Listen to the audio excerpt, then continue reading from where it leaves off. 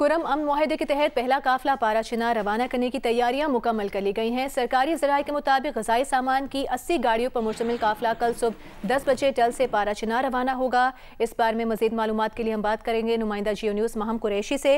مہم بتائے گا کل یہ قافلہ روانہ ہوگا، اس موقع پر کیا انتظامات کیے جائیں گے سیکیورٹی کے؟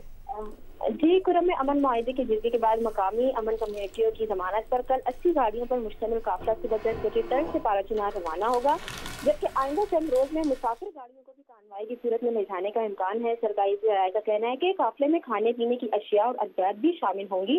قافلہ علیزئی، بگن، پارا چنار سمیت کرم کے مختلف علاقوں کو جائے گا اور کھانے پینے کی اشیاء ان سمیت دیگر علاقوں میں پہنچائی جائیں گی۔ اس قافلے کی حفاظت پولیس کرے گی اور کسی بھی ہنگامی صورتحال میں دیگر قانون نافذ کرنے والے ادارے بھی ہم وقت موجود ہوں گے۔ سڑکوں کی بندش سے کرم میں سہولیات اور ادویات بروقت نہ ملنے کی وجہ سے عوام کو مشکلات کا سامنا کرنا پڑ رہا تھا، جس کے لیے مقامی رہنماؤں نے ذاتی اور قبائلی تنازعات کو بالائے طاق رکھ کر بے گناہ مقامی لوگوں کے لیے آسانی پیدا کرنے کا فیصلہ کیا ہے۔ بہت شکریہ آپ کا مہم، آپ ہمیں تفصیل سے آگاہ کر رہی تھیں۔ وزیر اعظم شہباز شریف نے کہا کہ فتنہ الخوارج کا مکمل صفایا کرنے کا وقت آ گیا ہے۔ ایپیکس کمیٹی کے اجلاس سے خطاب میں کہا کہ سرحد پار سے کیے گئے حملے کا منہ توڑ جواب دیا گیا ہے۔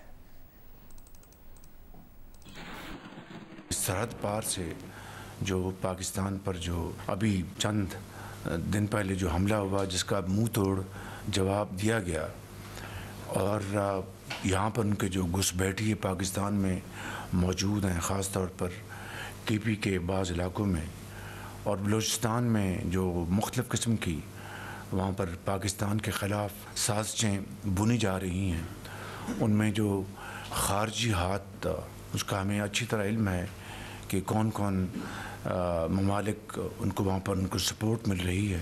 اس کے ساتھ ساتھ جو فتنہ الخوارج جو ہے، اس کا مکمل صفایا کرنے کا یہ وقت آ چکا ہے۔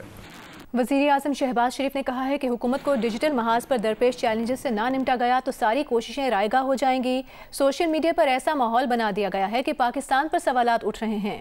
ایپیکس کمیٹی کے اجلاس سے خطاب میں وزیر اعظم شہباز شریف نے کہا کہ باہر موجود ایجنٹ اور دوست نما دشمن پاکستان کے خلاف مہم چلا رہے ہیں۔ ڈیجیٹل جو محاذ پر جو پاکستان کے خلاف جو زہر اگلا جا رہا ہے، پاکستان سے باہر جو ایجنٹ بیٹھے ہیں، پاکستان دوست نما دشمن جو باہر بیٹھے ہیں، اور جس طریقے سے وہ پاکستان کے خلاف کیمپین چلا رہے ہیں سوشل میڈیا پر، یہ ایک بذات خود ایک بہت بڑا چیلنج بن چکا ہے، اور اس کو وہ سپورٹ کر رہے ہیں، جھوٹ حقائق کو اپنا ان کو مسخ کر رہے ہیں، ٹوسٹ کر رہے ہیں، اور اس طریقے سے ایک ایسا ماحول بنایا جا رہا ہے کہ پاکستان کے خلاف اس جھوٹ کی بنیاد پر، حقائق کو مسخ کرنے کی بنیاد پر سوالیہ نشان اٹھائے جا رہے ہیں، کروائے جا رہے ہیں۔ یہ پچھلے آپ 3-4 ہفتے میں دیکھ لیں کہ جو کچھ ہوا، جو اسلام آباد پر جو جلغار ہوئی، جو چڑھائی ہوئی، اس کے نتیجے میں جو سوشل میڈیا نے جو کچھ ایک طوفان اٹھایا جھوٹ کا اور فیکٹس کو اس کو ڈسٹارٹ کرنے کا، میں سمجھتا ہوں کہ حالیہ وقتوں میں اس کی نظیر نہیں ملتی۔ تو اس کو اگر ہم نے کاؤنٹر نہ کیا تو آپ کی تمام جو آپ کی کاوشیں ہیں، آپ کی مساعی ہے، وہ بالکل وہ دریا برد ہو جائیں گی۔ جب یہاں پر اسلام آباد میں چڑھائی ہوئی تو وہ جو رینجرز کے جو جوان جو بیچارے شہید ہوئے، ان کے بارے میں کس طرح کی جھوٹی خبریں گھڑی گئی۔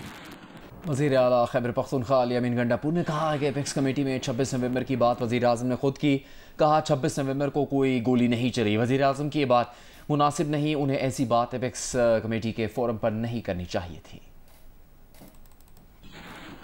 26 نومبر کے بعد یہ پہلی میٹنگ تھی، تو اس کے اوپر پرائم منسٹر صاحب نے خود ہی یہ بات چھیڑ دی کہ یہ جو ہے بتایا جا رہا ہے کہ جی یہاں پر گولیاں چلی ہیں اور شہادتیں ہوئی ہیں، اور جبکہ حقیقت میں ایسا کچھ نہیں ہے۔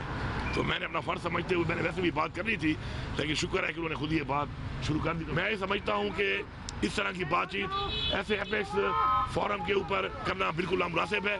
ایک ملک کے وزیر اعظم کے لیے اس طریقے کی بیانات جو چل رہے ہیں حکومت کی طرف سے، ان سے اجتناب کرنا چاہیے۔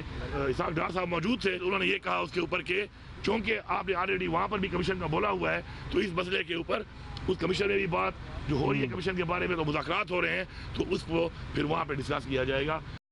وفاقی وزیر منصوبہ بندی احسن اقبال نے علی امین گنڈا پور کے ایپیکس کمیٹی کے اجلاس سے متعلق بیان پر رد عمل دیتے ہوئے کہا ہے کہ ایپیکس کمیٹی اجلاس کی کارروائی خفیہ ہوتی ہے، اس پر تبصرہ نہیں کرنا چاہیے۔ دیکھیں ایپیکس کمیٹی کی جو کارروائی ہے وہ ایک کوڈ آف کانڈکٹ ہے کہ وہ کانفیڈینشیل ہوتی ہے، تو میرا خیال ہے کہ کسی کو بھی اس کارروائی پہ کوئی تبصرہ نہیں کرنا چاہیے، تو اس لیے میں اس پہ کوئی کمنٹ نہیں کروں۔ وہ تو یہ بھی کہہ رہے جوڈیشل کمیشن بنانے کی آج اس نے وہاں بھی بات کر دی۔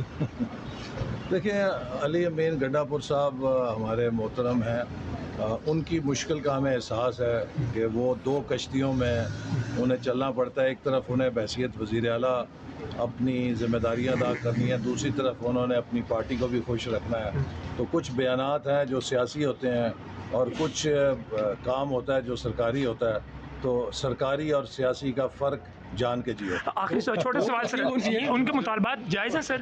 ان کے مطالبات جائز ہیں سر؟ یہ ابھی چونکہ مذاکرات ہو رہے ہیں نا، اس کے اوپر مذاکرات کی کمیٹی فیصلہ کرے گی۔ رہنما نون لیگ سینیٹر عرفان صدیقی نے امیر JUI مولانا فضل الرحمان سے ملاقات کی ہے۔ اس ملاقات میں مولانا فضل الرحمان نے کہا ہے کہ سیاسی جماعتوں کے درمیان مذاکرات جمہوری عمل کا اہم جزو ہیں۔ افہام و تفہیم سے گریز اور مذاکرات سے انکار غیر جمہوری رویہ ہے۔ بڑے بڑے مسائل مل بیٹھ کر آپس میں بات چیت کے ذریعے ہی طے کیے جا سکتے ہیں۔ سینیٹر عرفان صدیقی نے مولانا فضل الرحمان کو مذاکراتی عمل کی پیش رفت سے آگاہ کیا۔ انہوں نے دینی مدارس کی رجسٹریشن کے معاملے کو خوش اسلوبی سے سلجھانے کے لیے مولانا فضل الرحمان کی کوششوں کو سراہا۔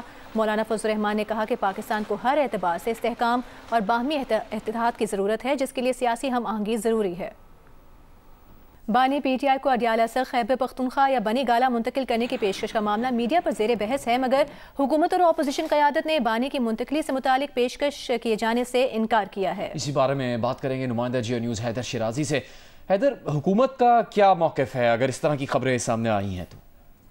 دیکھیے، باری PTI کی اڈیالہ سے خیبر پختونخوا یا بنی گالہ منتقل کرنے کے معاملے پر ہم نے حکومت اور اپوزیشن دونوں کی مرکزی قیادت سے بات کی۔ ان کی جانب سے ہمیں یہ بتایا گیا کہ PTI مرکزی رہنما جس میں علی امین گنڈا پور ہیں، جس میں بیرسٹر گوہر ہیں، اور علی امین گنڈا پور نے کہا کہ میرا تو کوئی بیک ڈور رابطہ نہیں ہے اور نہ ہی اس حوالے سے کوئی روابط ہو رہے ہیں۔ انہوں نے کہا کہ جو کچھ ہو رہا ہے پبلک میں ہو رہا ہے، جبکہ بیرسٹر گوہر خان کے سامنے ہم نے یہ سوال رکھا۔ انہوں نے کہا کہ مجھے مذاکرات سے متعلق کسی بھی پیشکش کی کوئی معلومات نہیں اور نہ ہی میرے علم میں ایسی کوئی بات ہے، جبکہ حکومت کی جانب سے 3 وفاقی وزراء اور ترجمان حکومتی مذاکراتی ٹیم عرفان صدیقی سے ہماری گفتگو ہوئی۔ انہوں نے کہا کہ حکومت کی جانب سے کوئی پیشکش نہیں کی گئی۔ انہوں نے ایک بات اور بھی کہی کہ مذاکرات میں نہ ہی PTI نے کوئی تقاضا کیا ہے، نہ ہی ہماری طرف سے ایسی کوئی پیشکش ہوئی ہے، اور مذاکرات کا معاملہ اب تک وہیں کھڑا ہے جہاں پر 23 دسمبر کو تھا،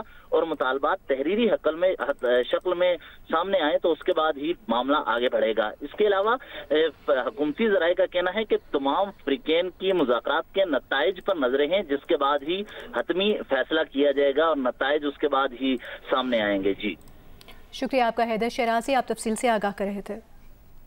سربراہ تحریک تحفظ آئین محمود خان اچکزئی نے حکومت اور PTI مذاکرات کے عمل پر سوال اٹھا دیا ہے۔ اسلام آباد میں گفتگو کرتے ہوئے محمود خان اچکزئی نے کہا کہ جس حکومت کے پاس جائز مینڈیٹ ہی نہیں، اس سے کس بات کے مذاکرات ہو رہے ہیں؟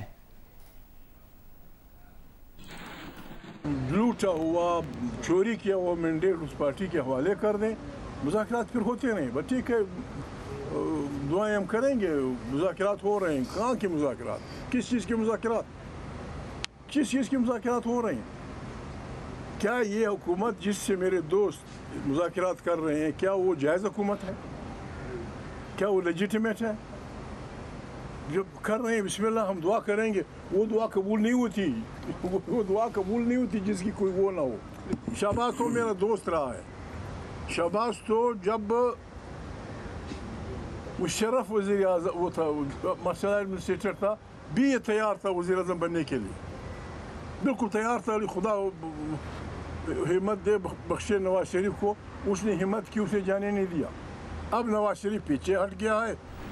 दुनिया भर के मुख्तलिफ मुल्कों के सरबराहान और अहदेदारान ने 2023 में अमरीकी सदर जो बाइडन, खातून अव्वल जिल बाइडन और अमरीकी खुफिया एहलकारों को लाखों डॉलर्स के तोहफे पेश किए। अमरीकी महकमा खारिजा की 2023 की गैर मुल्की तोहफे की सालाना रिपोर्ट जारी कर दी गई है। इस रिपोर्ट के मुताबिक 2023 का सबसे महंगा तोहफा भारतीय वज़ीर आज़म नरेंद्र मोदी ने अमरीकी खातून अव्वल को 7.5 कैरेट का $20,000 मालियत का हीरा तोहफे में पेश किया।